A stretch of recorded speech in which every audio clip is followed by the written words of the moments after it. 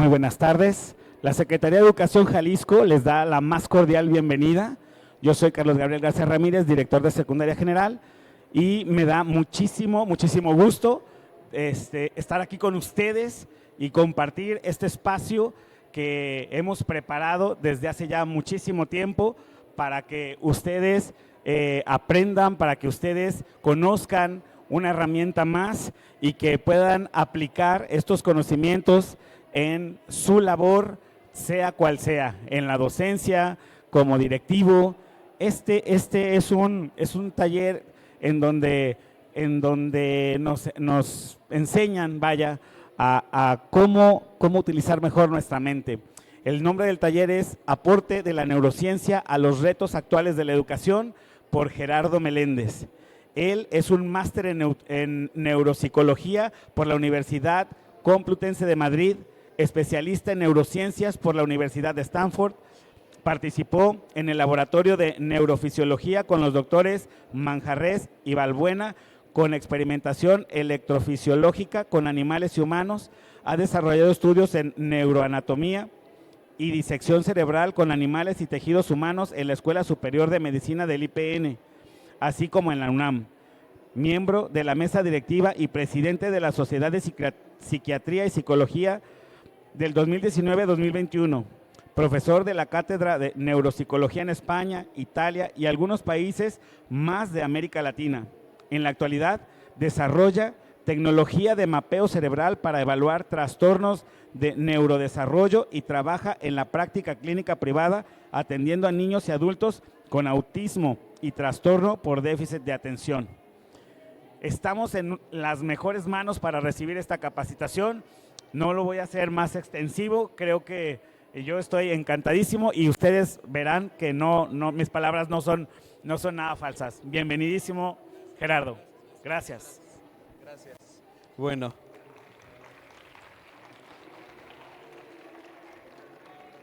Pues buenas tardes. Primero voy a tratar yo de como inhibir todo el ruido, ¿no?, que hay allá.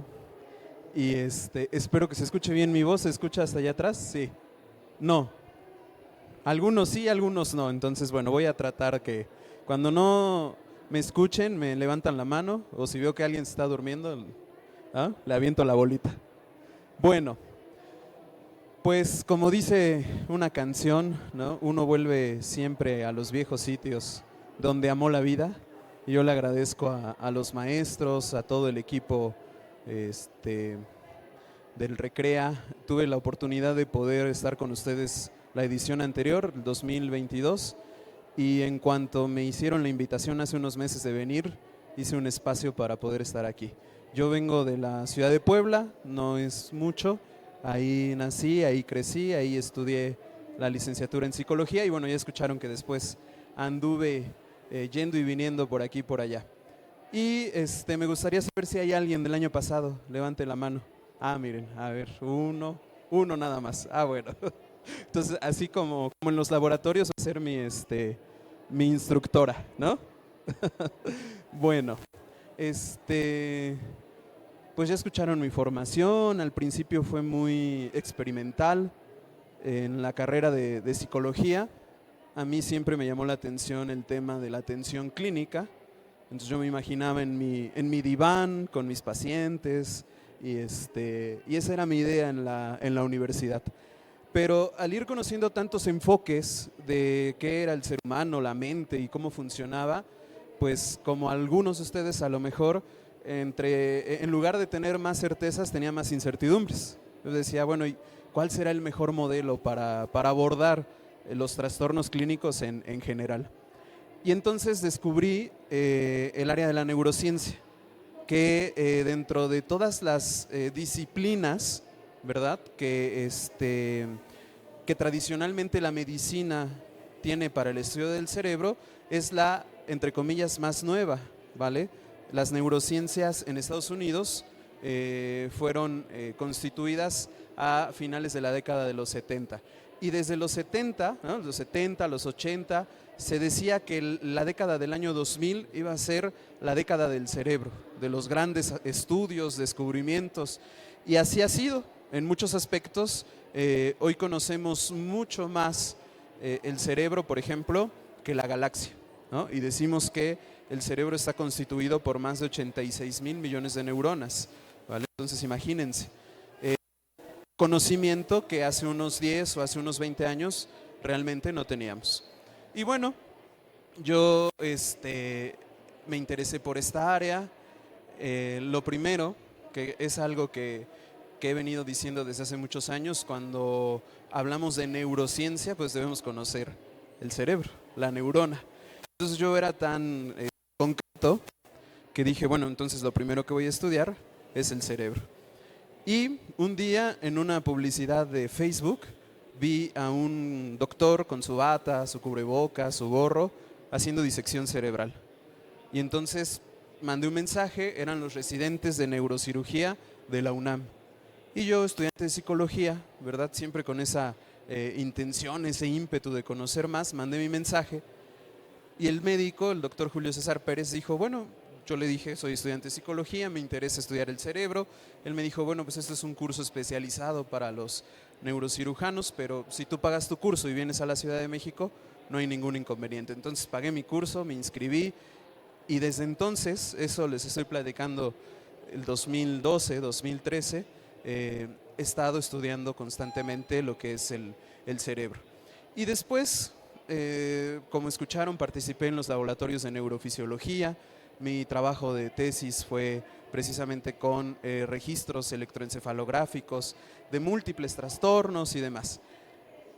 Pero en ese camino de avance, de estudio, de tecnología, descubrí que hay una necesidad latente, que era precisamente la atención clínica de pacientes con algún trastorno a nivel cerebral. Y dentro de la población, que es enorme, que si nosotros vemos la estadística, que no la traje para no aburrirnos, ¿no? Vemos que de esa cantidad de personas que tienen alguna lesión o algún trastorno a nivel cerebral, la población infantil o juvenil representa más del 50%.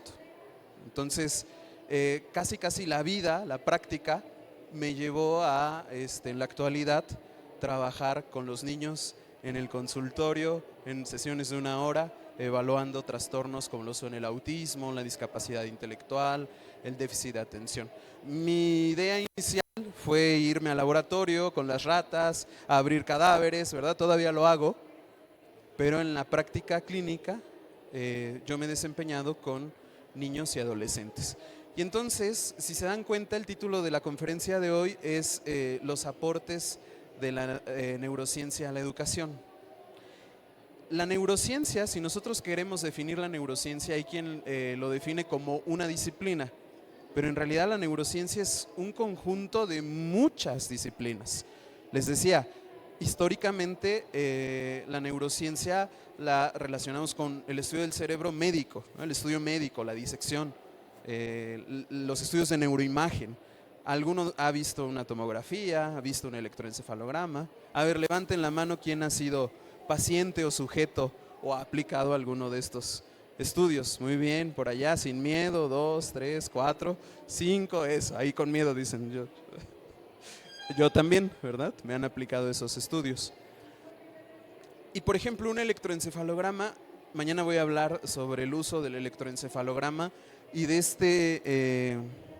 esta tecnología que estoy desarrollando, que es un análisis cuantitativo y cualitativo de la conducta a nivel cerebral. Pero bueno, ya mañana les platicaré. Les echo el comercial para que si mañana todavía no se han anotado, se inscriban. Pero aunque el electroencefalograma nos permite observar, por ejemplo, qué ritmo, si es un ritmo alfa o un ritmo beta, funciona el cerebro, siempre que el papá o el maestro tiene el estudio, ¿verdad? Y lee la interpretación, hay una brecha enorme entre ver que dice ahí que el niño tiene un ritmo alfa normal, ¿no? Y qué significa eso en su día a día, en su vida, en su actividad escolar, ¿no? Entonces, como muchas disciplinas, como muchas ciencias, a nivel teórico hay un desarrollo increíblemente avanzado, pero al momento de aterrizarlo, aplicarlo a un salón de clases, a un espacio terapéutico, como es mi caso, pues ahí es donde nos vemos en muchas dificultades. Entonces, ¿cuáles son los aportes que la neurociencia, que el estudio del cerebro tiene a la educación? Bueno, voy a hablar un poco de ello. Tengo ahí 136 diapositivas y vamos en la carátula, ¿no? Entonces, bueno, yo no soy maestro, ¿verdad? Soy psicólogo, pero voy a tratar de ir pasando y ahí donde algo me llame la atención a ustedes, me voy a detener. Hay un orden, también vamos a ir a ver un tema, unas diapositivas, donde están los principales aportes de la neurociencia a la educación. Sé que al final va a haber una parte de preguntas y respuestas, pero realmente a mí es lo que más me interesa. Más que yo venir y hacer un monólogo, es tener un intercambio con ustedes. Seguramente muchos tienen alguna experiencia cercana, un familiar con algún trastorno del neurodesarrollo. Probablemente tienen estudiantes que ustedes los observan y se dan cuenta que hay una situación que va más allá de estrategias psicopedagógicas. Hay algo ahí dentro de ellos o en su contexto que no les permite avanzar, aprender, adaptarse, etcétera, ¿no? Y entonces hacia ahí es donde quiero llevar la charla del día de hoy, ¿vale? Si alguien igual se quiere poner muy técnico y preguntarme algo así como neurofisiológico, también lo podemos responder, ¿sí? Muy bien. Bueno, ¿vamos bien hasta ahí? Sí, vale. Entonces, vamos a ver.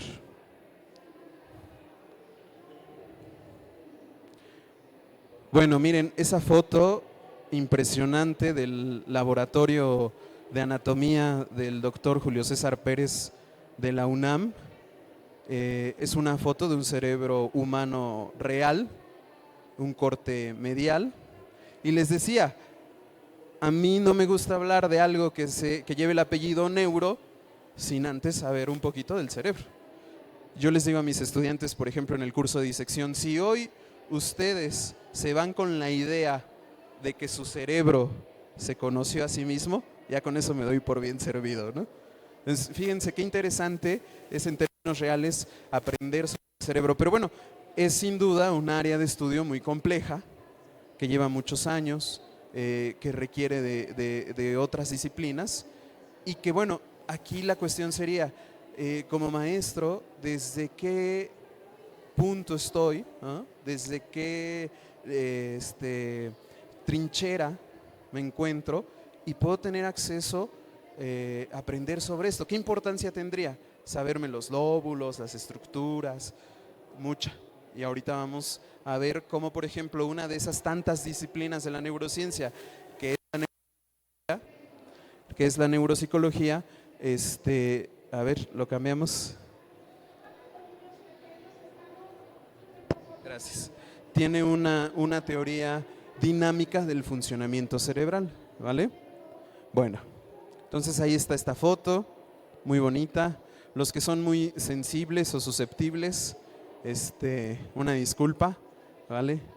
De hecho, censuré la foto porque de este lado se veía parte del ojo todavía, ¿no? Entonces, bueno, es un mundo apasionante, pero vamos a ver, vamos a aterrizar. Fíjense, esta foto, es una foto que tenemos, es del año 2016 de un laboratorio de neurociencia de Filadelfia. Y es un estudio donde pudimos observar por primera vez esto que se llaman fascículos cerebrales, que son como una especie de carretera, ¿vale? Esto que ustedes ven aquí, estas fibras, estas líneas, se llaman fascículos. Cuando en la historia de la medicina se extraía un cerebro de un cadáver, ya sea humano o animal, lo único que podían ver los médicos era dos sustancias. De hecho, tradicionalmente así se conoce todavía a la masa encefálica, que es la sustancia gris y la sustancia blanca. Porque cuando nosotros vemos un cerebro, hay dos coloraciones principalmente, ¿no? Uno que es esa que dicen que es sustancia blanca, se ve muy blanca, y esa que dicen que es sustancia gris, se ve como rosita. Cuando ya tratamos el cerebro con formol, se vuelve gris, ¿no? De ahí viene el término, ¿vale? Pero, fíjense, no fue hasta 2016 que pudimos ver esta imagen, se llama tractografía. Es decir, es una imagen, es una foto de los tractos o de los fascículos cerebrales, ¿sí? Que sabemos es la base del funcionamiento cerebral, ¿ok? Yo les decía hace un momento, ¿cuántos millones de neuronas tenemos? 86,000 millones de neuronas. Esas 86,000 millones de neuronas están distribuidas, solo 16,000 millones a nivel de la corteza cerebral, es decir, en la superficie. Pero el resto está como entubada, ¿no? Está acomodada en estas fibras, en estos canales. Cuando hay una lesión, como por ejemplo un evento vascular cerebral, un infarto, o una lesión por impacto de bala, o un trauma, estos fascículos llegan a lastimarse, ¿sí? Ya sea en la corteza, y va a tener una repercusión muy específica, o en las conexiones. Pero los niños que crecen o que nacen con algún trastorno del neurodesarrollo, van a ser precisamente esos fascículos los que estén debilitados, ¿vale? Todo lo que conocemos como funciones psicológicas superiores, que son la atención, la percepción, la memoria, el lenguaje, todo ello, ¿verdad? Tiene su base neurofisiológica en la conexión de esas neuronas, ¿sí? Antiguamente se creía, por ejemplo, que el funcionamiento del cerebro estaba principalmente dividido en dos hemisferios, hemisferio derecho y hemisferio izquierdo. De hecho, todavía se utiliza en muchos lugares esa clasificación. Hoy en neurociencia sabemos que ya es obsoleta y que incluso no es del todo correcta. Se hablaba, por ejemplo, del cerebro izquierdo o del hemisferio izquierdo, que era el hemisferio analítico, matemático, ¿no? Y entonces en las fotos, si ustedes buscan esta teoría de la especificación hemisférica, se ve el hemisferio izquierdo gris y blanco, ¿no? O blanco y gris, blanco y negro, con sumas, con restas, con ecuaciones. Y luego el cerebro o el hemisferio derecho, sí lo han visto, ¿verdad? Que tiene unas manchitas ahí de colores y unas notas musicales.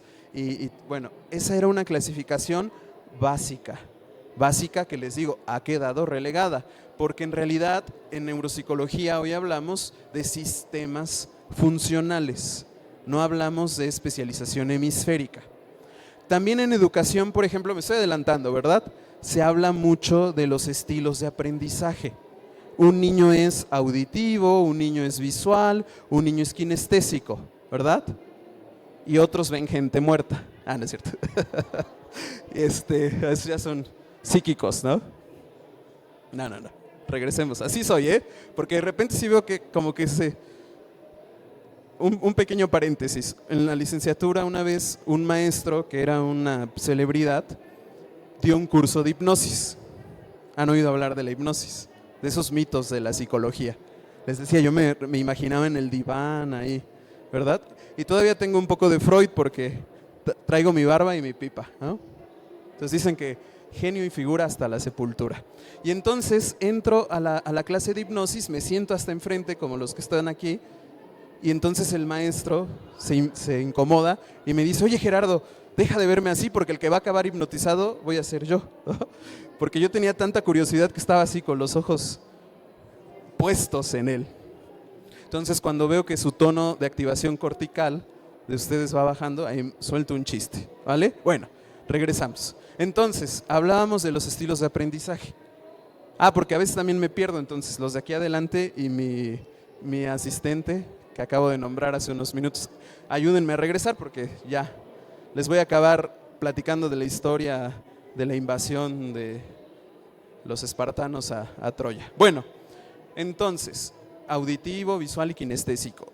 Y hoy sabemos que esto también está superado, ¿sí? ¿En qué sentido? Todos aprendemos con todos los sentidos y es más, se necesita de un sentido extra para que el aprendizaje se consolide, que es la emoción, ¿sí? Sin emoción o sin emociones no hay aprendizaje. Ahí, ¿no? No, esa está buena. Sin emoción no hay aprendizaje, ¿vale? Porque, por ejemplo, ahorita les decía, estamos en un ambiente extremadamente ruidoso. Eso que está allá afuera es ruido, porque de repente se oye una voz acá, una voz allá, Pero el cerebro, fíjense, tiene una capacidad impresionante de inhibir el ruido y de poder focalizar la atención ahora en mi voz. Pero este esfuerzo cognitivo, como es anormal o no es habitual, va a generar en ustedes un desgaste extra, ¿sí? Entonces también por eso he hecho mi chiste, que si no se van a dormir, ¿vale? Entonces hoy está superado el tema de los estilos del aprendizaje, ¿sí? Niños que tienen autismo, que tienen problemas para la integración sensorial, ¿no aprenden? Sí aprenden, ¿no? Entonces tienen uno de esos canales bloqueados, que es el kinestésico, ¿no? Teóricamente. Y sabemos que no es así, que podemos desarrollar una serie de estrategias, ¿verdad?, para que los niños con autismo alcancen un grado de funcionalidad tal que puedan, por ejemplo, incorporarse a una escuela regular con apoyo. Esa es una decisión clínica aterrizada como parte de los aportes de la neurociencia a la educación. Antiguamente a los niños especiales se les apartaba, ¿no? Incluso hay escuelas especiales. Y hoy hablamos de la importancia de la integración de los niños con algún trastorno del neurodesarrollo a la educación regular, ¿sí? Porque hablábamos de la emoción, pero también ya lo decían los griegos, somos animales políticos, ¿verdad? Vivimos en la polis, en la ciudad, somos seres sociales. Y el cerebro tiene una estructura a nivel de los lóbulos frontales que se encarga precisamente de las interacciones sociales. Entonces, no solamente es la estimulación auditiva, visual, kinestésica, no solamente es importante la emoción en el proceso de aprendizaje, sino lo es también la interacción social. Por eso yo les decía, a mí me gustaría más que en un ratito esto dejara de ser como una clase y a lo mejor le demos más tiempo a las preguntas y respuestas y se vuelva una charla, ¿no? Porque eso teóricamente sería más significativo que solo ustedes estar escuchando datos. Entonces, me adelanto, ¿no? Vamos rápido. Bueno, esta es una clasificación general de las estructuras del cerebro. Esto para que vean ustedes cómo no solamente hay hemisferio derecho y hemisferio izquierdo, cerebro emocional, cerebro analítico, ¿sí? Desde el desarrollo embrionario, cada uno de estos sistemas funcionales, le regreso a ver, cada uno de estos sistemas funcionales se están separando, ¿sí? Se están especializando. Uno de los padres de la neurociencia, el doctor Ramón y Cajal, Santiago Ramón y Cajal, ganó el Premio Nobel de la Medicina por su teoría de la especificación neuronal. Se creía que el cerebro eran dos masas, hablábamos, o dos sustancias, la sustancia gris y la sustancia blanca. Y gracias a los trabajos del doctor Santiago Ramón y Cajal, descubrió que como en otras partes del cuerpo, el cerebro tiene una configuración súper especializada de sus neuronas. No todas las neuronas tienen las mismas funciones, ¿sí? Y de hecho, dato interesante, por ejemplo, cuando nacemos con el doble de las neuronas que se quedan en la edad adulta. Decíamos 86,000 millones de neuronas, tenemos el doble, ¿sí? Más de 160,000 millones de neuronas cuando nacemos. Pero, fíjense, el día que nacemos hasta aproximadamente los 2 años y medio, 3 años, hay una superpoda, una poda neural, que se va a prolongar hasta los 21 años. Por eso, en algún momento, en neurociencia, en psicología del aprendizaje, se hablaba de un concepto que también ya está quedando obsoleto, que es la etapa crítica del aprendizaje. Se decía que el niño aprende como nunca durante esa etapa y que si el niño no es escolarizado, pues entonces va a tener un atraso significativo con respecto a los niños que sí están escolarizados. Pero hoy, por ejemplo, gracias a los estudios de neurociencia, sabemos que los procesos de plasticidad cerebral se dan incluso hasta la tercera edad. Es decir, un ser humano podría no ir a la escuela en la edad infantil y sin ningún problema el cerebro podría aprender tanto como en esa etapa. El problema es la distribución social, ¿verdad? ¿Qué va a hacer ese ser humano en esa etapa? Que además el ser humano, aquí yo siempre doy buenas o malas noticias, ¿verdad? No sé si es una buena o es una mala, el ser humano es un animal, ¿verdad? Es un animal altamente evolucionado. Entonces, una vez que dije esto, alguien por allá atrás me dijo, no, animal será usted. Somos un mamífero, ¿verdad? Y somos el único mamífero que tiene la infancia más prolongada que todos los demás, ¿sí? Esto en algún momento tuvo una función adaptativa, evolutiva. Dependemos de un adulto en la etapa infantil para poder sobrevivir. Y muy probablemente por eso se asoció la formación académica a la infancia. Pero esto que les estoy diciendo contradice, por ejemplo, ese mito que se dice que los niños deben aprender inglés, aprender a tocar el piano, aprender a hacer un deporte en la infancia, porque en la adultez ya no se puede. Y es un pretexto eso, porque si nosotros, con las condiciones adecuadas, nos metemos a estudiar otro idioma, a estudiar otra carrera, un deporte o cualquier otra disciplina, por ejemplo, a conducir, a bailar, a hacer cualquier otra cuestión socialmente avanzada, vamos a poder hacerlo. Entonces, ese es otro mito. Qué interesante, ¿eh? Porque yo me acuerdo antes, era terrible que un muchacho perdiera un año escolar, ¿no? Decíamos, no, pues es que se va a atrasar, no va a poder regularizarse. No necesariamente, pero bueno. Entonces, ese es este es el desarrollo. Fíjense, esta es una foto de un embrión humano, de esta clasificación, de estas etapas, de estas, se llaman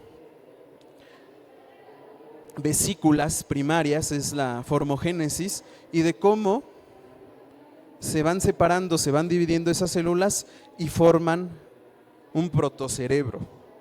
A la edad de 7, 8 meses de gestación, ya tenemos un cerebro más o menos similar al que está en la última parte, ¿vale?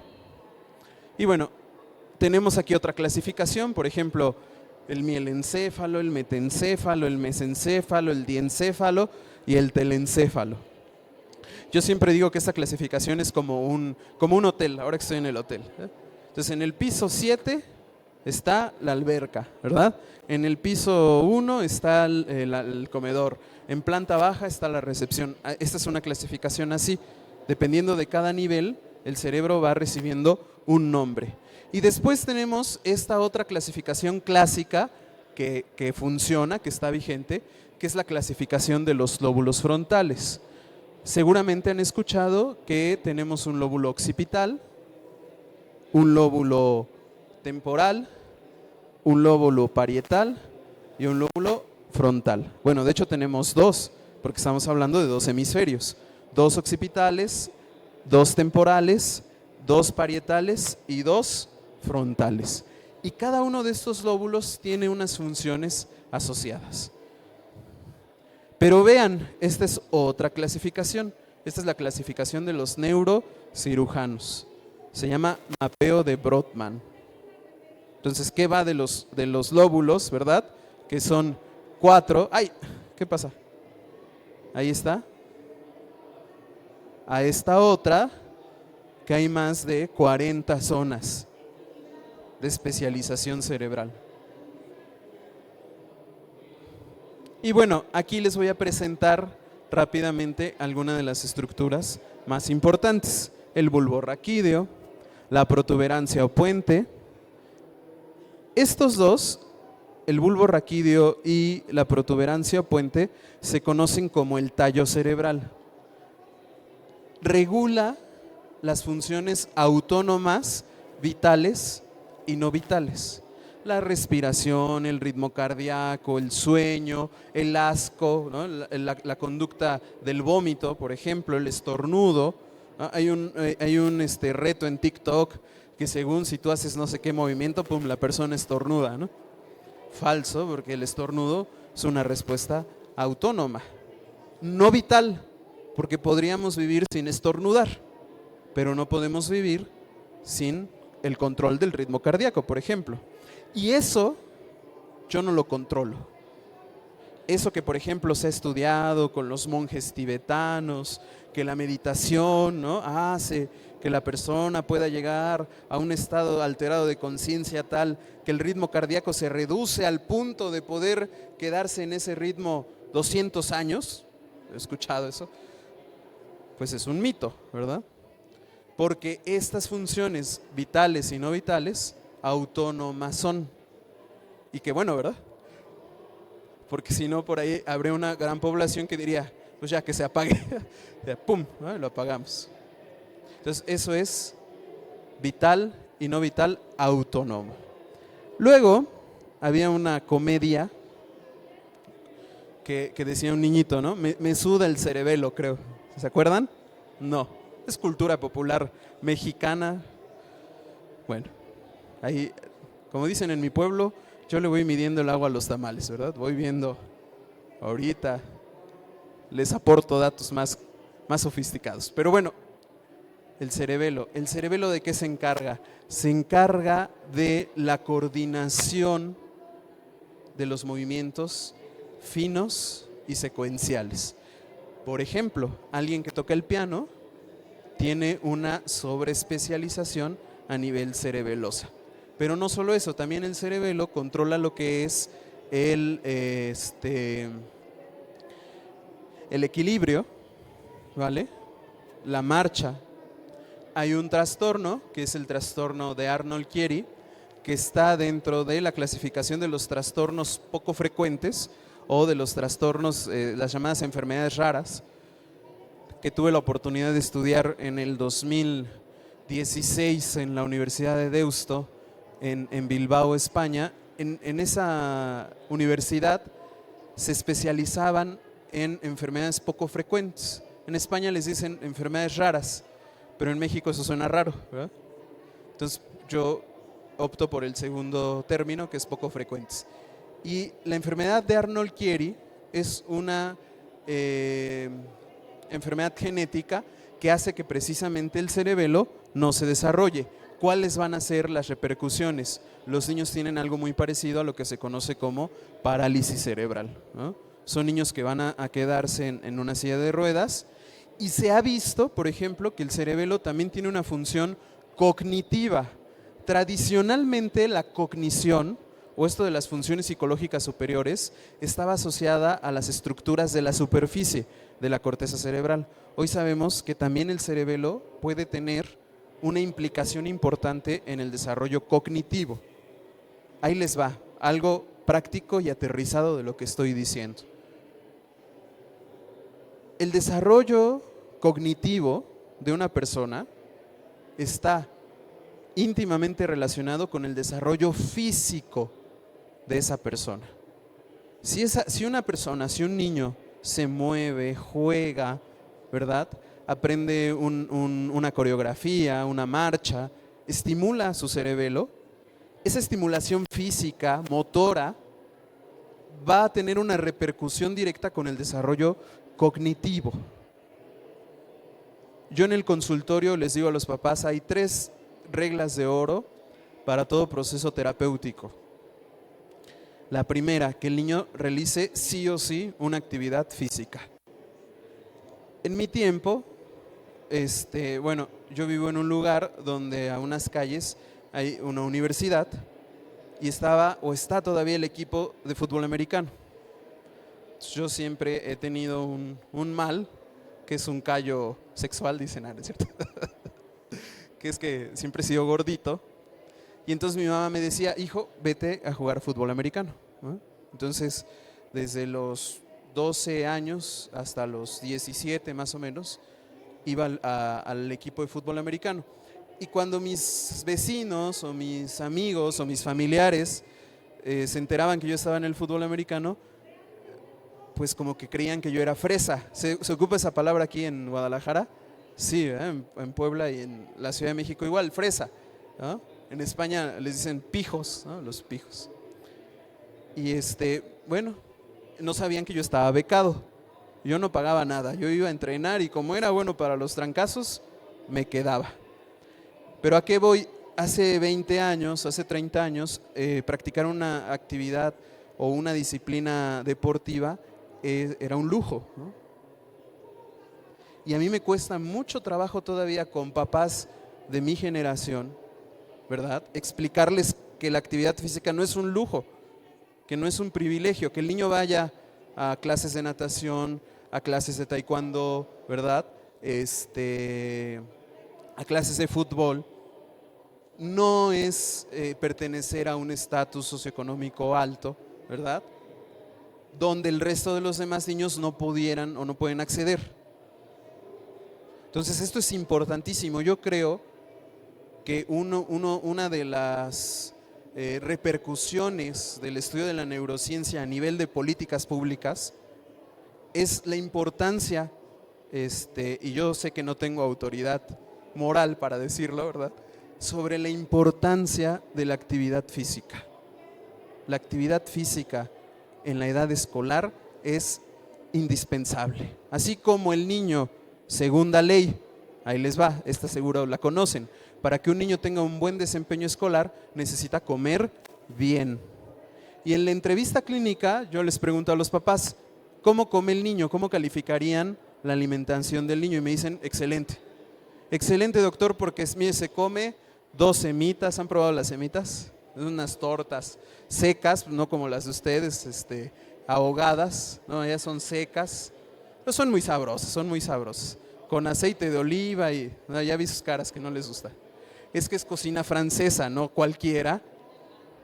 Ya ven que hubo una invasión francesa, se quedaron muchos franceses. Pápalo. Dicen que el pápalo solo los poblanos lo comemos, ¿verdad? Porque todos los demás lo vomitan.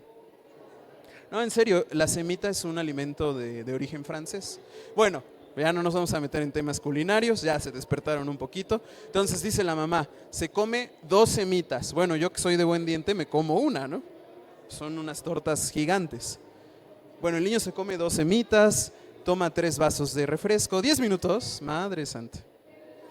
Y entonces, eso para los papás es una buena alimentación. Error, ¿verdad? Niños, hay muchos niños con autismo que dentro de los síntomas de la desintegración sensorial no comen muchos alimentos.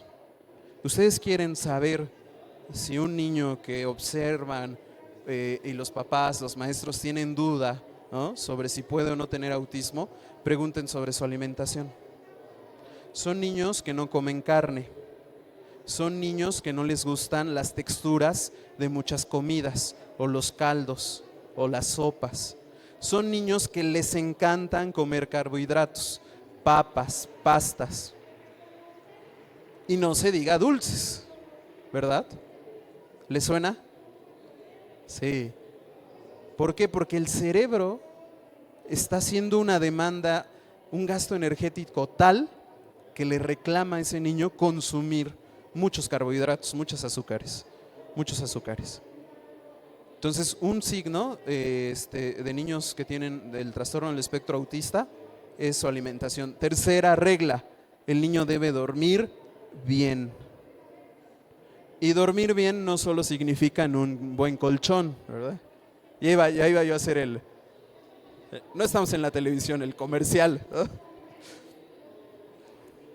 No solo significa que el espacio sea adecuado, que no haya muchos estímulos luminosos, muchos estímulos auditivos, sino que el niño debe dormir solo.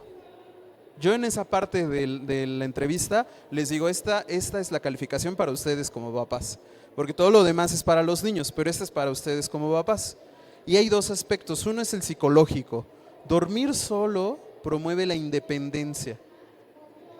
Y una gran pauta de la intervención clínica con niños con trastornos del neurodesarrollo es promover la independencia. Entonces, si el niño duerme con la mamá o con el papá, no estamos logrando ese primer objetivo. Pero segundo, para que yo pueda descansar, todos nosotros tenemos distintas fases del sueño, ¿cierto o no? No nada más cierro los ojos y ya entro en sueño profundo. Hay una fase y esa fase necesita horas y un niño necesita dormir más de 9 o 10 horas. Si el niño se duerme con la mamá y la mamá tiene 30 años y sufre de ansiedad, de insomnio, se levanta, ¿verdad? Decía mi mamá, se echa una bomba, ¿no? Se mueve, etcétera. Ese niño a lo mejor no abre los ojos, parece ser que no despierta, pero su ciclo del sueño profundo se ve interrumpido. Entonces, bueno, son muchos aspectos. Miren, pues sí, no nos va a dar tiempo, porque les decía, yo quiero que hablemos. Hay muchas más clasificaciones, eso de las áreas primarias, secundarias, terciarias, pero me voy a adelantar muchísimo, porque quiero rápido, al menos leerles. Esto es de mañana, para la conferencia de mañana del estudio de el electroencefalograma para el diagnóstico de los trastornos del neurodesarrollo. Y bueno, esto es lo de la conferencia de hoy. Pero los principios. El cerebro es un complejo sistema adaptativo, ya que funciona en muchos niveles al mismo tiempo, donde todo el sistema actúa al unísono y no es posible comprender los procesos explorando partes separadamente. 2. El cerebro es un cerebro social, es decir, se configura con nuestra relación con el entorno. El aprendizaje depende enormemente del entorno social en el que se encuentra el individuo. 3. Les voy a pasar esta diapositiva. La búsqueda de significación es innata. La búsqueda del significado ocurre durante toda nuestra vida y está dada por nuestras metas y nuestros valores. El significado se refiere al sentido de las experiencias, ¿verdad? Y quien significa muchas veces esos sentidos son nuestros maestros. Decimos que los recuerdos más antiguos son los más significativos, o los recuerdos más significativos son los más antiguos. ¿Quién de ustedes no se acuerda de sus maestros? Yo, de los buenos, pero también de los estrictos, ¿verdad? No de los malos. El 4, la búsqueda de significado ocurre a través de pautas. Debe haber un orden, que pueden ser mapas esquemáticos o categorías. El cerebro aprende con información, con sentido, con un propósito, con un objetivo, que es importante para quien aprende. 5, las emociones son críticas para la elaboración de esas pautas. Lo que aprendemos es influido por lo que sentimos. 6, cada cerebro simultáneamente percibe y crea partes y todos. El cerebro reduce la información a partes y al mismo tiempo percibe la totalidad de un fenómeno. 7, el aprendizaje implica tanto una atención focalizada como una percepción periférica. Esos niños con déficit de atención que las maestras o los maestros los quieren tener así sentaditos, amarrados a la silla, ¿no? Y que no se pare. No. Una de las recomendaciones, por ejemplo, que hacemos a las escuelas es que puedan tener, yo sé que eso es muy difícil, por ejemplo, esos escritorios móviles, como de arquitecto. Pues sí, primero dicen las veces, pues necesitamos espacio, ¿no? Y ya después unos buenos escritorios, y ya después que el escritorio tenga rueditas, ¿no? Pero debe ser muy importante que cuando yo vea a un niño que sepa o no que tiene indicios de déficit de atención, no va a poder estar ahí sentado siempre. Y si está sentado se disocia, como algunos de ustedes, que dicen ya se está acabando, ya vámonos, ya, córtale. 8, el aprendizaje siempre implica procesos conscientes e inconscientes, claro. Tenemos al menos 2 maneras de organizar la memoria: sistemas para recordar la información, y el aprendizaje es un proceso del desarrollo. El aprendizaje es complejo y cada cerebro está organizado de distintas formas. Preguntas, rápido, que nos queda poco tiempo. Hay mucho que nos falta ver.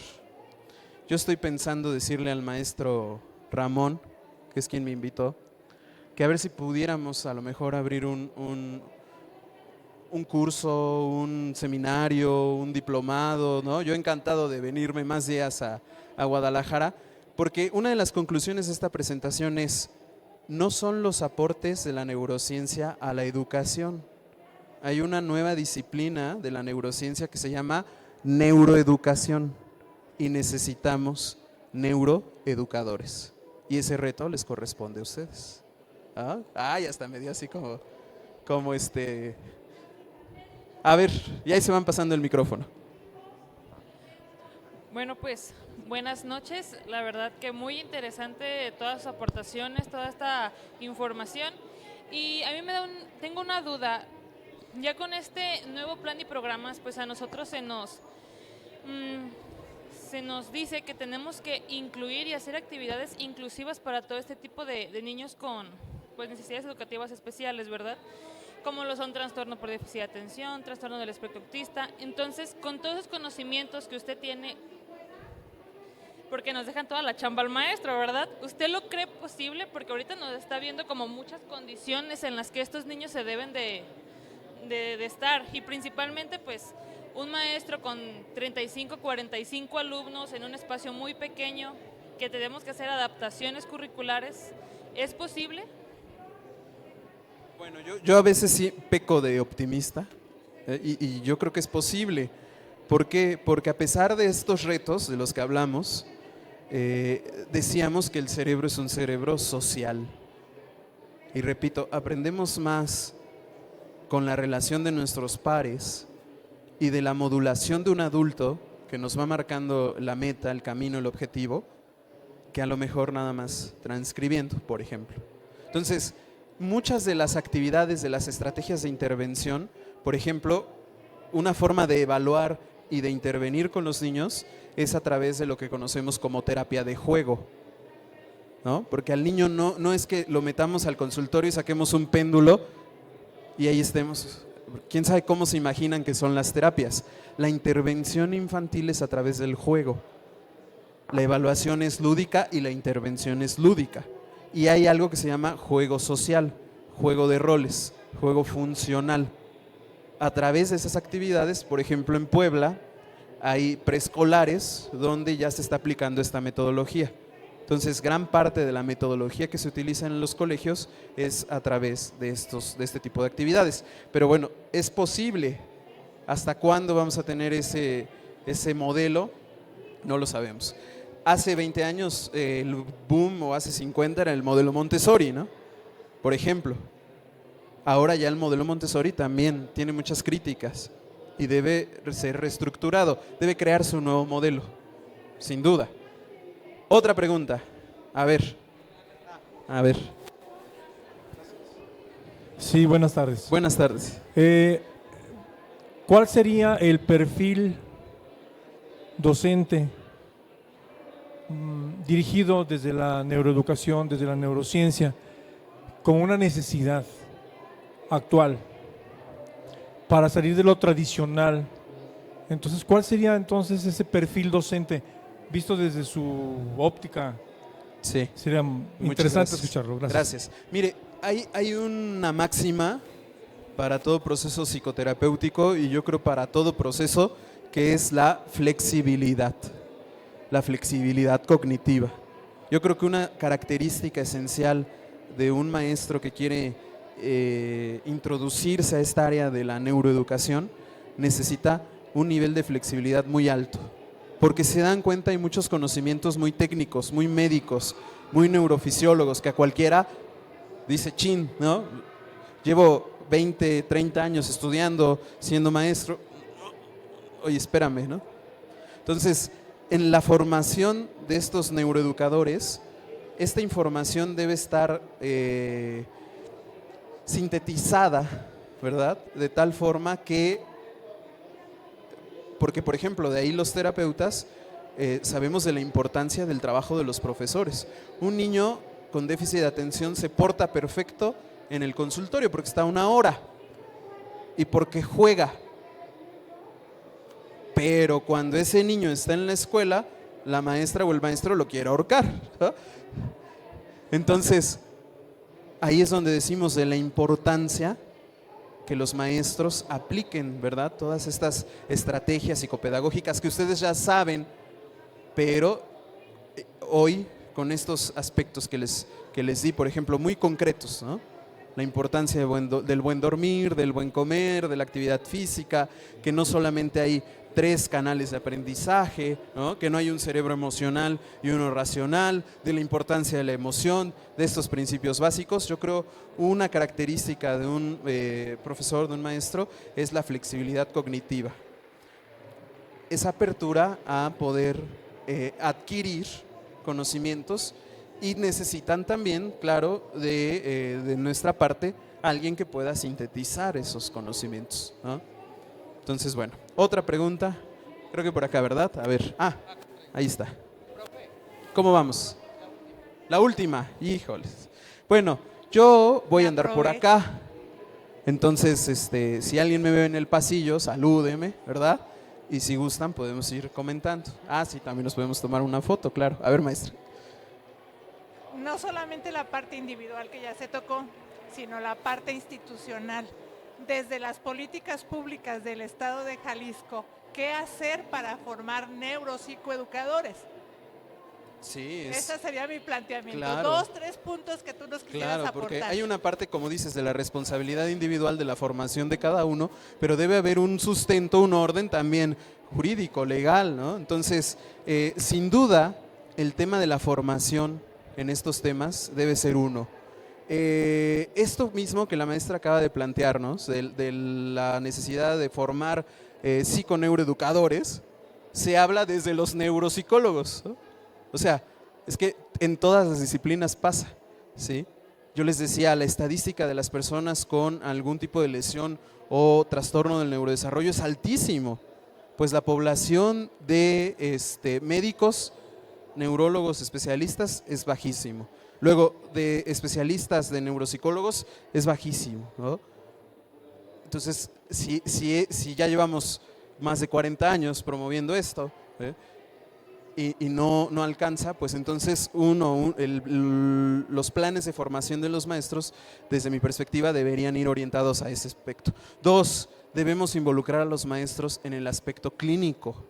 Eso es muy importante, porque el clínico hace su chamba ahí en su espacio, pero no hay retroalimentación con los maestros, no hay comunicación, no se sabe qué hacen ellos, qué hacemos nosotros, sí, cada quien trabaja por su lado.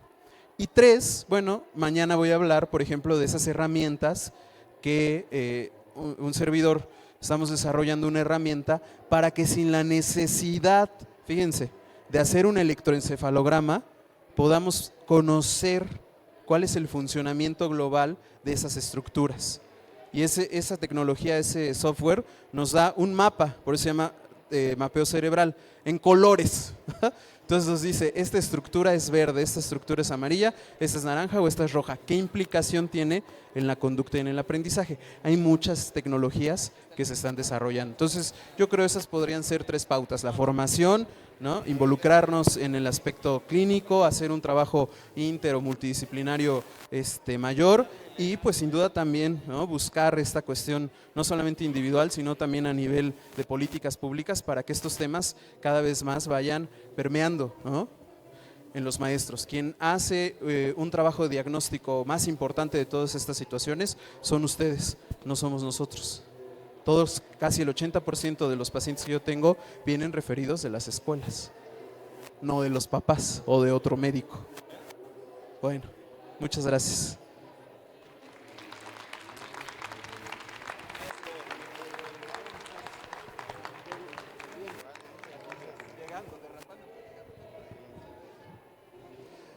Pues me da muchísimo gusto agradecerle al doctor Gerardo su presencia y, como ustedes ven, pues una grata plática, ¿verdad? Y con mucho conocimiento. Entonces queremos nosotros extenderle ese agradecimiento a nombre de la Secretaría de Educación del Estado de Jalisco, su colaboración en el Congreso Recrea Academy 2023 como tallerista, y se extiende la siguiente constancia al doctor Gerardo Meléndez Gómez por su participación 23 y 24 de octubre. También el día de mañana nos va a acompañar nuevamente en este espacio, Guadalajara, Jalisco, y lo firma el secretario de Educación, Juan Carlos Flores Miramontes. Gracias y un fuerte aplauso para el doctor. Muchas gracias. Muchas gracias a ti. Muchas gracias.